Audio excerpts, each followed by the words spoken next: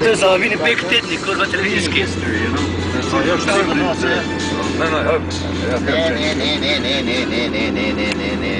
Ja puta rece, makina to je malo ruka jedna, to je džepe, pišu ti imate.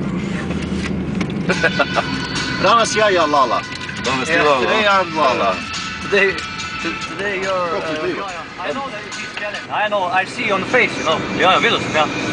You seem like Frank Sinatra, you know. No, when I sing I don't have so much extra. Ti ovaj cartoon? Ja vidim. Malo. Pazam preže da gorilo še.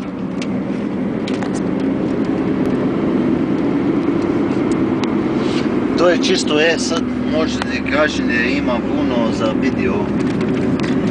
Za video? Ja, za video, ima ti za video, sad je imao, koliko je memori ima na to sad. Aha, da vidimo, okej. Ja, govori se kao, ja, boli se Marcel Mahalek. Ja, se kaže, baš govori. Ja, res ne delo, takrat smo ga ti prepela nazaj nekako to škripa. Ja, boli se neki ful, da si zapren za pet. Ne, pa če se spuraš normalno. Baš ne delo, no? Dobro, računam za to ti preš. Ask how much money he has. To neki malega se čuješ. Možeš še dvakrat poleti.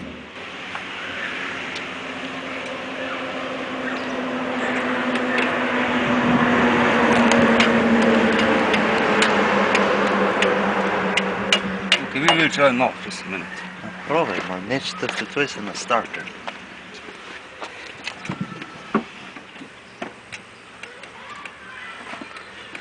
Ne možete čuti.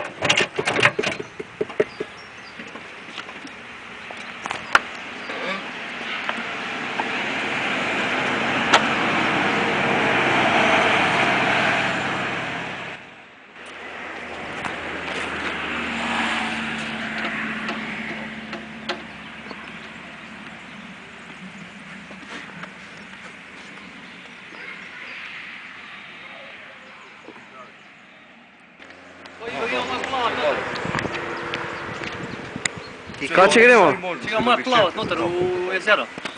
Ja, ne, gremo dol pogledat. We can swim, huh? I think it's good temperature. It's hot. Super, ja, dobro.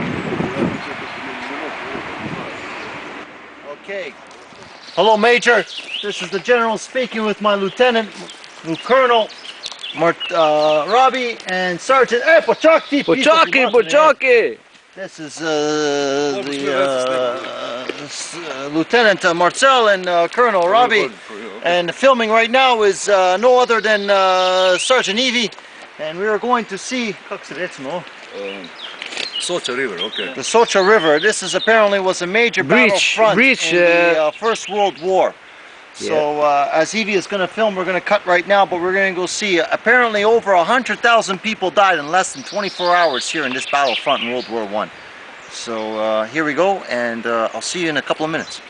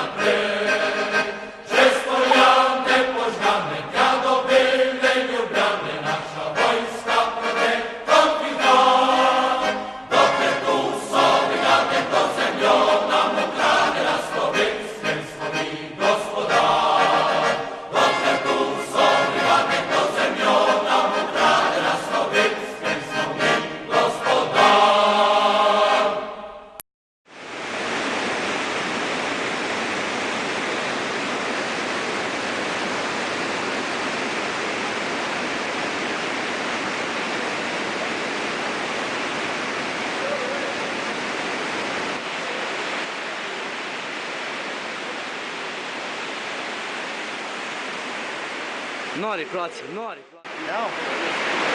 We're approximately 180 meters above sea level. That's it. The temperature here outside this valley is about approximately 32, 34 degrees Celsius. Down here right now, we're experiencing roughly around 14, 12 degrees Celsius, and it's just so refreshing. It's unbelievable.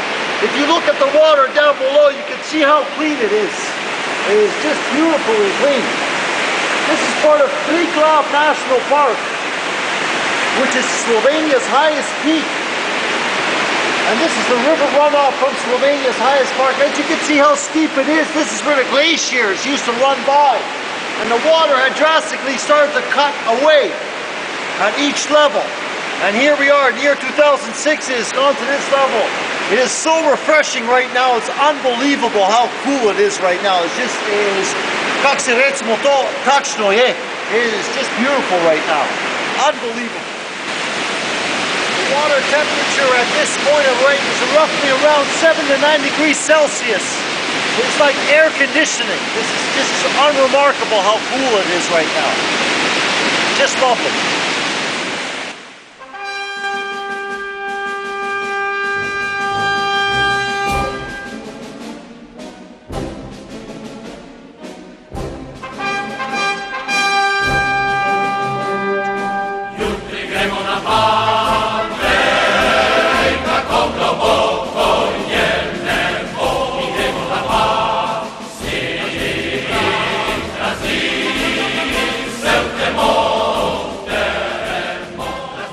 I am the General.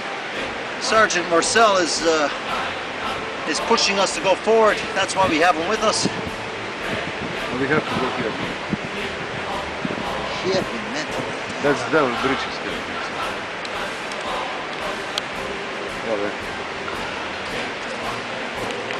You can see the map here, okay? Alright. That's the bear head. We have to go here. Devil bridge, okay? Okay. Okay, let's go. Partizani, partizani. Ajmo partizano. Ajde.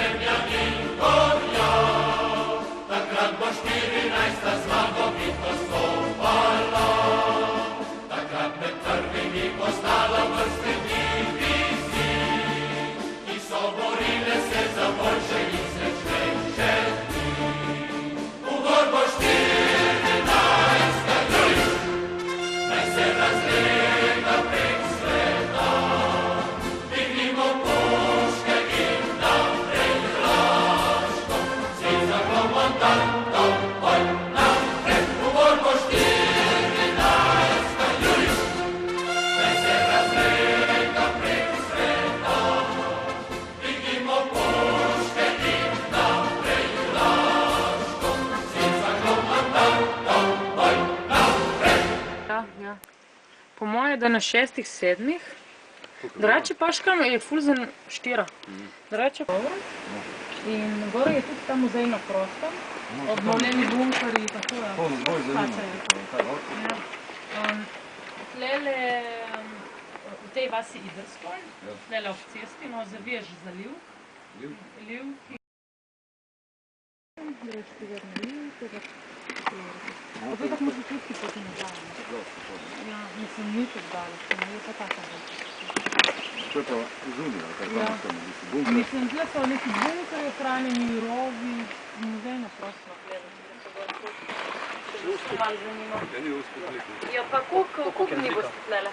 Ne, Dan gre se nazaj. Celje? No, Winnipeg, Canada. Na Livki je 10 kilometrov. Pa še pa naprej v tisti. Ja. A sej, greste z avtom, pa ko ste videli, da sune, odložite avto, pa je 50 minut je tisti Veš, džira. Ma kje imaš to, hej? vse pa sem mislil. This is the map of Slovenia, no? But I can do the line what is Slovenian, what takes Austrian and Italy, you know? And Croatia too. Oh, but Diaboliti, you're the best, Marcel. No, see it like... See the sign there, Ršič open.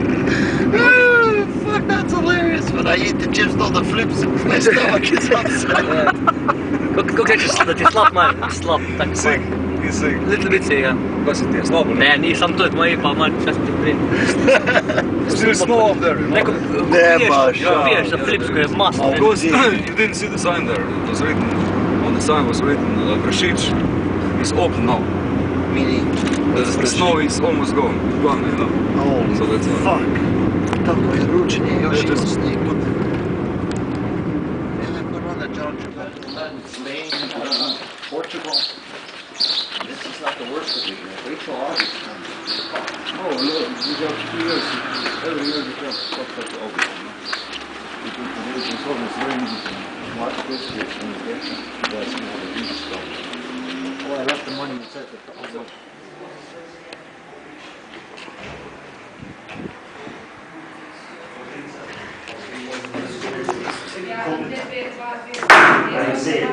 What? How do you pronounce it?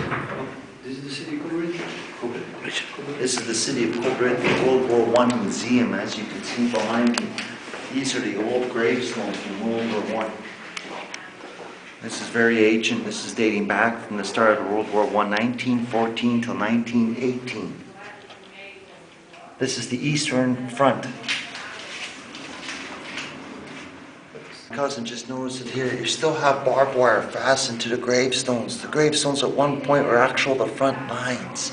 Look at the barbed wire is still attached to it. Amazing, truly amazing. On the other side here, you can see various different types of shells. Small sizes. This is what the fronts used to be like when the artillery had barraged for 72 straight hours before they would launch an offensive over the top. As they dug in their trenches, they would shoot out shells of this projectile. This one roughly being about 122 millimeters. Day and night for 3 days straight, 24 hours a day, they would shell the opposite positions. To jest Slovenci. These are various different pictures from World War I. You can see the different German designs from that of the Austrians. This one you can tell is a Hungarian regiment from the hat. Truly amazing. Look at in the back in the days, the rifles would have a saber attached to it, a bayonet as they would call, to attack the opposite foe. That's how close battle was. It was nearly hand-to-hand in World War I. The bloodiest war of all wars, they say. Truly amazing. That is amazing. Here we are showing various different rifles from World War I. The first rifle that you see to your immediate right, this one at the very bottom, is a Mauser, Austrian Empire at the time. If you notice, it's a bolt action. If you look very carefully at the very end, you'll notice it's got a indicator from the number 4 to the number 20. That indicates the amount of meters. So if your enemy was roughly around 200 meters away, you would slide that slide all the way up to 20. And likewise, if you were only 100 meters away, you would slide it to number 10. The second rifle is a shorter barrel that was used by the Italian. This is an Italian rifle, the second one. And the third one I'm not so certain about.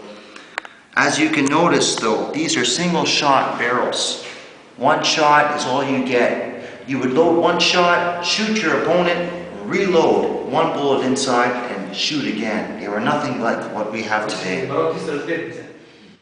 Here we are from various different shells. Apparently, if you walk nothing but maybe about 10 minutes up in the foothills here around this museum, you'll still find plenty of shell casings like the ones you're seeing in front of you. All these postcards apparently come from the same person, and if you look carefully here on this one here, it's dated, I believe, August 9th, 1915. And it explains, he says, I believe his girlfriend is the nickname Tatiana, Teta. I appreciate the cookies that you've given me. I give you all my love. Thank you very much. Everything's fine here, but there's not much more to say. I'll talk to you later. Over on this card here, apparently from the same person, you can see it's dated 1916. And I can't read the writing well, but I believe it's much later. It's at least a year later, if not less, minor less. And it's stating to Tatiana, his girlfriend, I believe it is, once again, that this is the last time I believe I'll ever write to you because we're moving to a new position, most likely the front line. So I send you all my love, and I'll catch you whenever I can. Ivan, or Ivan, pardon me. But it's from the same person. It really touches you to think that somebody had to endure such emotions during the war. Here it is, the various different infantry, artillery, and battalion units. You can still see how they're written from the old days. That's amazing. This is an artillery unit with the indicator of the symbol of artillery. Medical unit. Engineering unit. Truly amazing. That is simply amazing. In this room here, you'll find various different types of weapons and tools used during World War I. Here are the various different types of wrenches and awkward tools that were used for an artillery battalion. They look like modern day heavy duty mechanic diesel tools. Look at that offset. Snap-on charges you God knows how much for a tool like that today. Look at the barbed wire over here. The barbed wire you notice over here from the Italian style. This was in the Italian made. God forbid you were to trip and fall on one of these. Look at that. There's the shovels that were given to the infantry to dig trenches. Look at these shovels.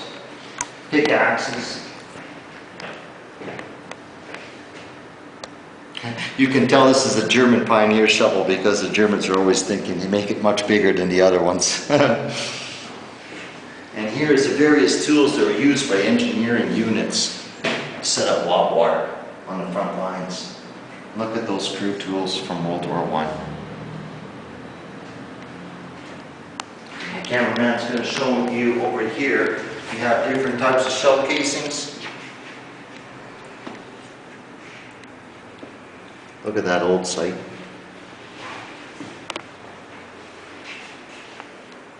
I'm not even going to mention anything used on this here because I have no idea what this was for. Hopefully someone will be able to tell me. That is for ice. Oh, for the ice. This is for going through the Alpines. Of course, we're in the Alps. We're in the foothills of the Alps, as you can notice over here. These were various different types of apparatuses that were assessed to the footwear. Grappling hook, pegs to hold in your ropes, ice shades for snow goggles. Totally, that's exact. And snowshoes. Look at these primitive snowshoes. Wow, like a barefoot of native Indians from North America.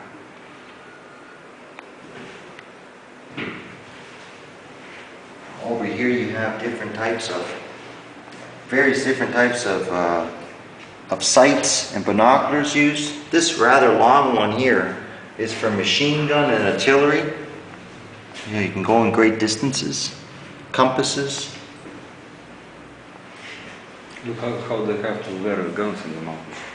Well, they used to move the guns through the Alps on pulley system, like a gondola system. My goodness, look at these snow caves. Look at that. Digging out holes for themselves to pierce through. That's trench in the snow. Look at that pass.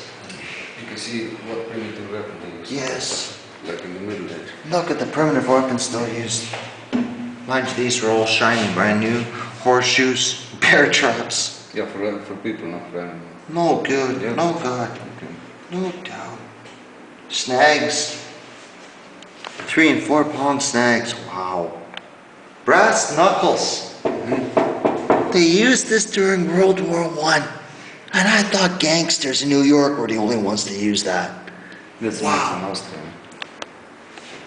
The old medieval club.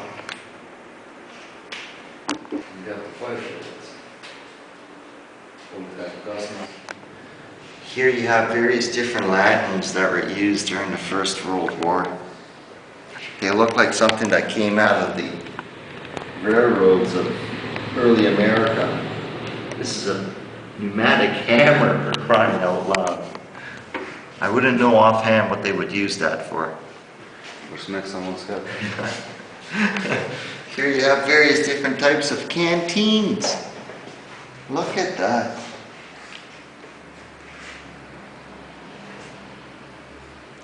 Wooden ones used by the Italians.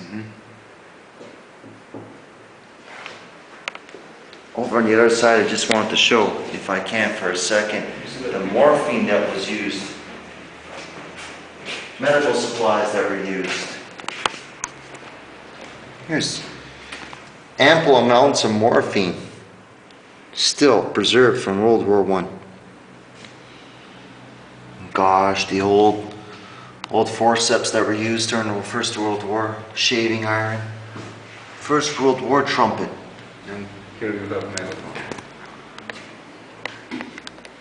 Here's the various different radio techniques. The Germans in World War I were very advanced in their trenches. They were able to have communications, and they built. Look at the dogs that were up there. Truly amazing. I mean, you think about it, it's less than 100 years ago. It's not really long for modern day history.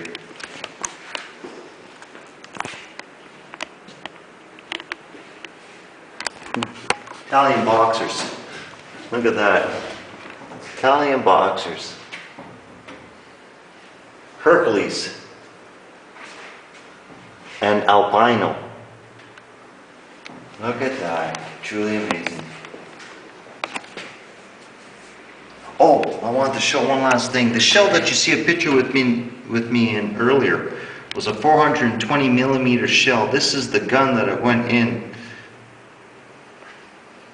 which was the biggest gun. Wow. A Bavarian soldier's jacket is the first level in blue. Very colorful. On the second level you have a German soldier's jacket. You can tell by the Bavarian cross located on the chest, the pin label. The second one is an Austro-Hungarian lieutenant's jacket. A lieutenant would always carry a side arm, hence being the side up arm, that the holster that we would see in front of you. On top of that, the lieutenant had binoculars and get field of vision in order to commandeer his infantry into movement in the future. And last but not least, you have here a jacket and an Italian second lieutenant to machine gunner division unit. Look at the belt buckle that the Italians used to have. That would make any Texan jealous for sure. Here we are showing the percentile of Slovenians within the army in the Austrian-Hungarian Eastern Front. 88% in the 2nd Division, 81.5%, 22%, 84%, 45%, 27% Croatians, 52%. Many more Slovenians served in the First World War in the Austrian-Hungarian front than many in the Western world would believe. It's truly amazing. Here is a papier-mâché indicating of the Alpine front on the Eastern Front that the Italians, Slovenians, and the Croatians fought on the Austrian side. The West against the Allies against the Axis, if you like. Evie steps up on top here. You can see over the horizon on the top the different detachments. Every dot indicates a regiment unit, usually around 1,000 men or more. And the straight lines that you see, the red and the blue, would indicate the front lines, right on the peak of the mountain. That's roughly around 2,800 meters high. Sorry, 2,163 meters high.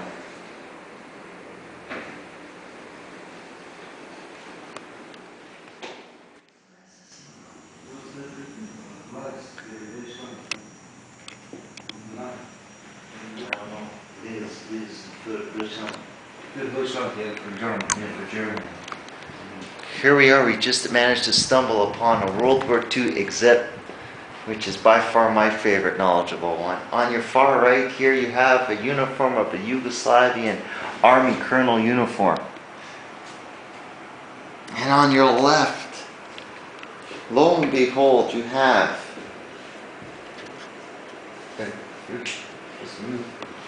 Oh, let's go. over here on the left is an English airborne division. I don't know if this is SAS, but it looks very similar. The name, Reagan, Walter. Look at the card. It even states whether or not he has had his smallpox vaccine done or not from the U.S. Army. That's the U.S. Airborne Division, 101 Paratrooper Division. Medal of Honor is made out of this game.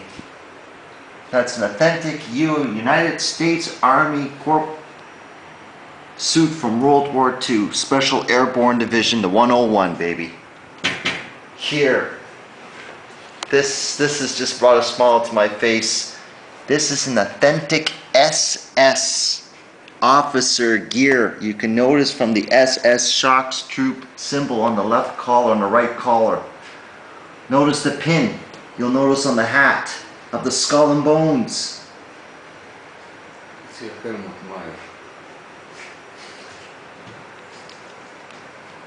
A Sten machine gun, submachine gun, German, with a Walter P-38. And the ever so present for every SS officer was a dagger. That is just amazing. This is original, authentic uniforms, ladies and gentlemen. This is not a remake. And lo and behold, Tito's finest, the partisan unit. This is a partisan uniform from World War II. Thick wool with the caps. Amazing. Amazing. And over here, if I can drag you over, lo and behold, the M40G, the MG42 and the MG34. Similar to today's design of the M60. If you look at the rear handle, you'll notice the rear handle, how it's shaped. You're wondering how you grasped that. This type of gun was grasped like so, where you would have one hand on your trigger and your right hand would flip underneath to that lever that you saw on the wooden handle, and you'd shoot like this hand holding it down from the recoil. Da, da, da, da, da. That's authentic World War II material, ladies and gentlemen. Notice how this one flips up the same way as an M60 does to today's standards. The big long crank barrel to reload it. The vents, the various ports and vents that would make the gun cool off easier to barrel.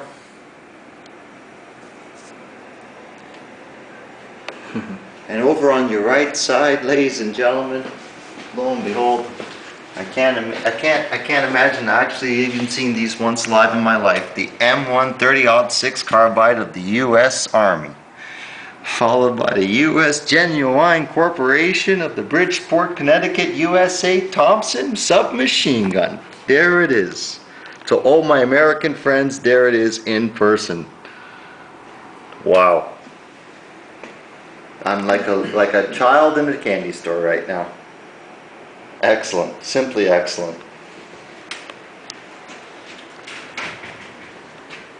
This one here was you can tell from the tail fins that this was a projectile drop from an airplane, a bomber. It looks to me close to an 800-pound or 1,000-pound bomb. Wow, it's history right beside me. I can't believe it. It's amazing.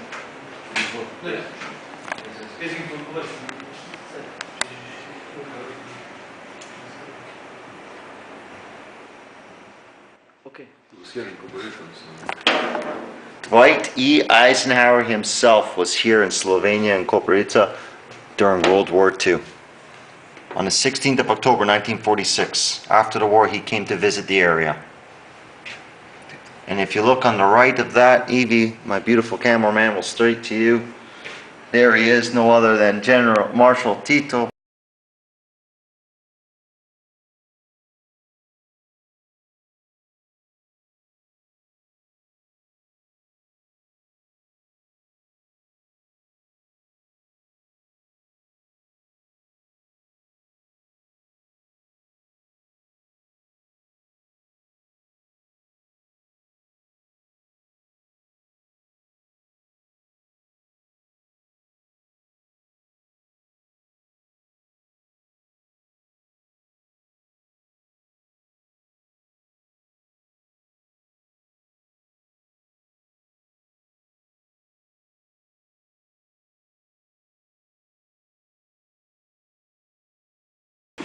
Someone was mistaken.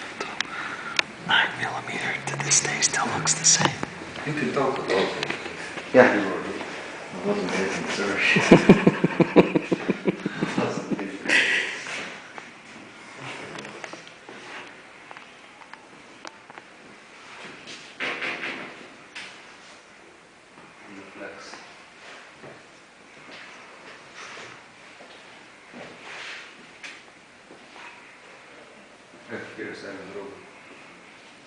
Yeah, take a picture of Ron.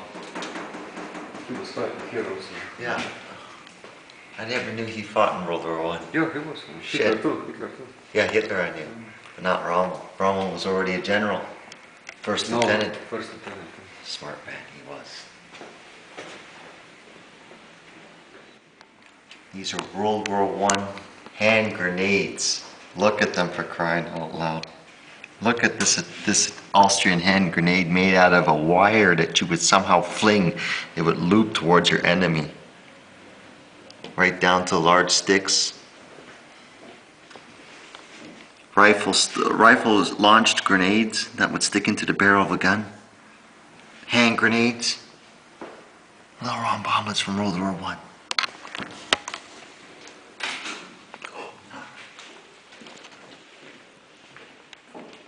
Ne, jaz sem nekaj predstavil, nek sem se ruknil, se mi zdi. Ja.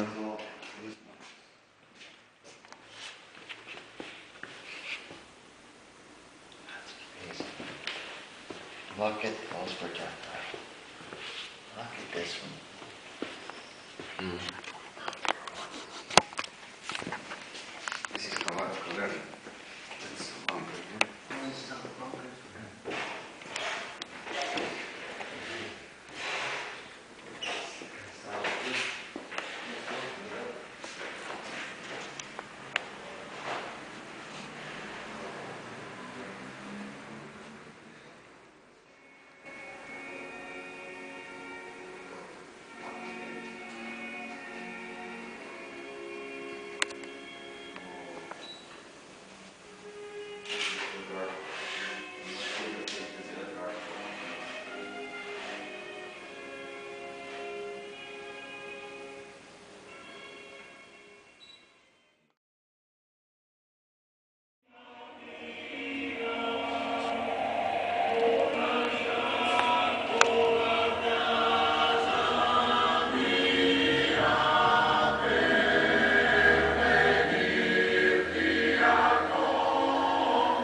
Besides the enemy arms, there were also thunderstorms, avalanches, cold, precipitous mountain faces, which all further aggravated the horrifying conditions. The first winter came, and then the next, which was one of the severest winters in the century, with a several-meter-thick snow cover. Avalanches buried thousands of soldiers. The Italian commands had hopes for better results in the south section of the battlefield. After 6 offensives within 14 months, their army conquered Gorizia. Austro-Hungarian defenders were clearly exhausted.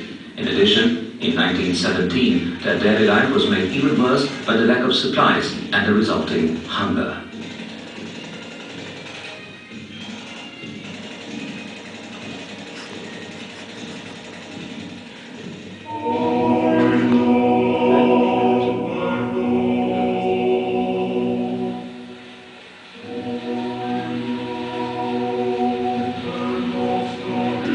Možeš da je snimam sve? Sve. Italian generals reckoned that they could defeat the Austro-Hungarian army before the coming of winter. Therefore, they disregarded the losses of the 10th and 11th battles. The battlefield turned to butchery, which exceeded the experiences even of the most hardened veterans. North of Gorizia, the Italian army crossed the Socha and conquered the west half of the Banchice plateau. The troops of General Svetozar Borojevic were caught up in a desperate situation.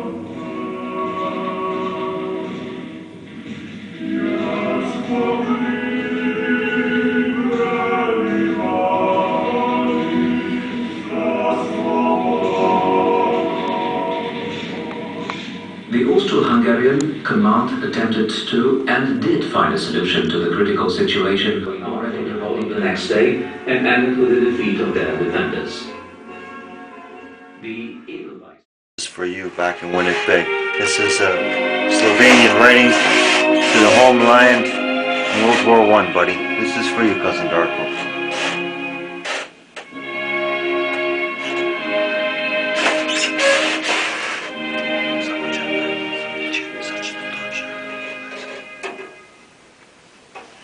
Dear Father, I am no longer on the cast.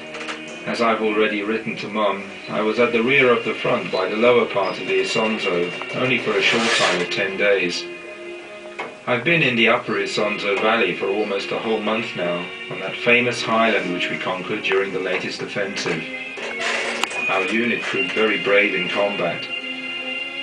We sleep in a cave and suffer from the cold because of ceaseless snowstorms which have been raging since I came here, but I've already got used to it. I couldn't believe that I would ever be able to fall asleep in such unbearable conditions, but one gets used to everything. Just imagine, even the mortars can't wake me anymore. We have learned to recognize the shells by sound. The 75mm caliber shell screeches, the 149 makes a snoring sound, the 152 whistles, and the 305 caliber wails. These noises and the din have become quite an ordinary thing. Otherwise I'm okay, and I feel fine. I don't deplore and miss my place too much. I only miss you, my nearest and dearest, all of you, because I don't know when I can see you again. As for these feelings, I don't have sufficient inner strength. Especially in the evenings, I'm seized by homesickness and I'm with you in my thoughts. I hope and dream with my eyes open. Such feelings are terrible. Then the dreams vanish. All of a sudden you are a soldier again, and you see the mountains and the rivers, and again you hear the rumble of guns.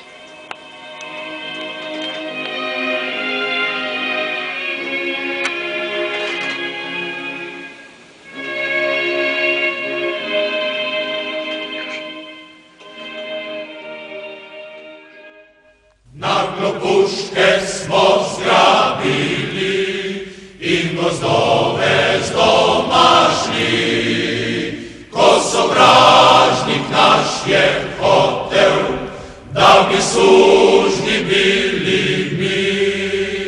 Ko sovražnik naš je hotel, da bi sužnji bili mi. Partizanski prvi streli, narodni upor bude, vraćamo tako fašistom, zastorjeno nam gorje. Vraćamo tako fašistom. Here we are on the original front lines of World War I. The trenches are right here in front of me.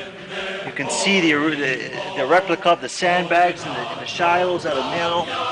Here was an old barbed wire hookup. You could see the rebar being used for the reinforcements for the concrete. Steel beams as well were used.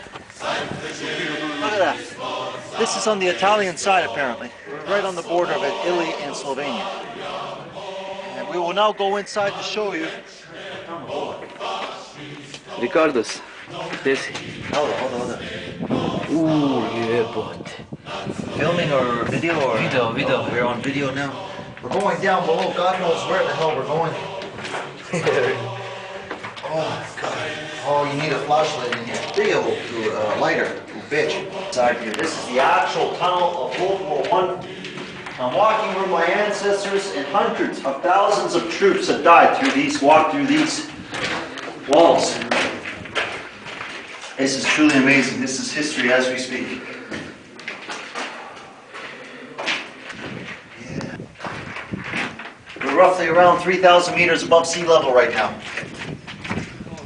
2,000, pardon me, 2,000 meters above sea level. Old shacks.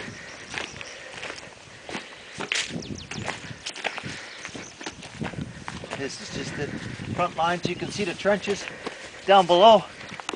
It's been dug in. The grass has grown over it. Those were not reinforced trenches. And over here we're climbing up to more fortifications up on higher ground where machine gun nests were located. Heavy machine guns would be located up in the higher nests area. The famous Earl Rommel had rumbled through here for the German infantry. He was a first lieutenant during World War I.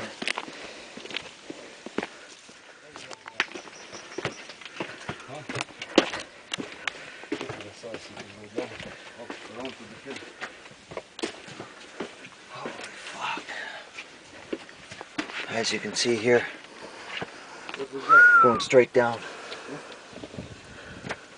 Amazing. Yeah, we keep going. Watch your step. See the original piers. They tried to assimilate the same style as before. Main column, also a bottom one, prevent cave-in from the sides, and a truss up on top. It's been remodified with newer wood to preserve the integrity of it. But this is it. This is World War I front. Original mesh that held back the fallen rock. That's original. That's 1900s, people. 1914 to 1918. This is when this was constructed. Amazing.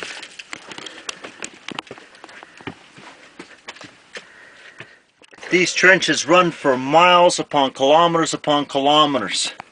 Tens of kilometers these trenches run throughout the mountainous regions here. You can see over here on this side here it has an outpost. You could see the valley down below from up here. And this continues for tens upon tens upon tens of kilometers, almost over 100 kilometers throughout the front lines. This was the most notorious battle on the eastern side. If not, this is probably one of the reasons why that the Austrian-Hungarian Empire had fallen. Even though they had been retreated back, they lost their empire and that was it. Here's a machine gun nest. As you can see, whole shackles that are still there. Ouch, that's my head. Look at that. Yeah, machine gun nest to the valley below. Yeah.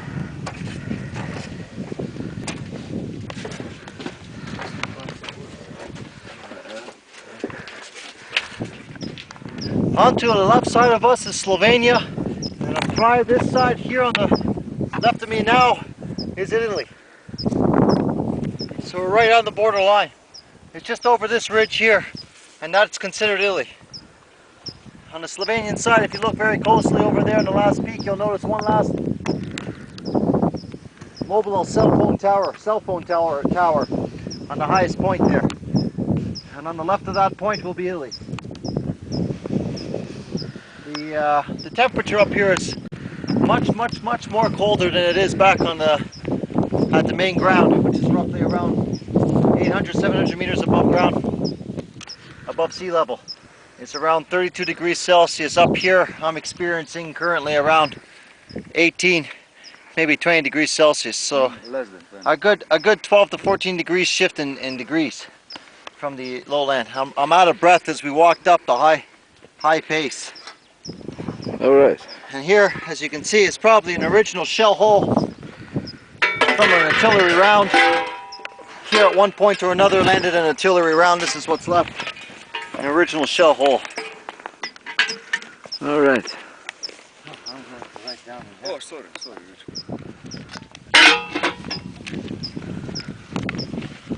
Oh yeah, this is proof of my existence up here at one point in my life. Evelyn, Kaipo, 21.6, yeah?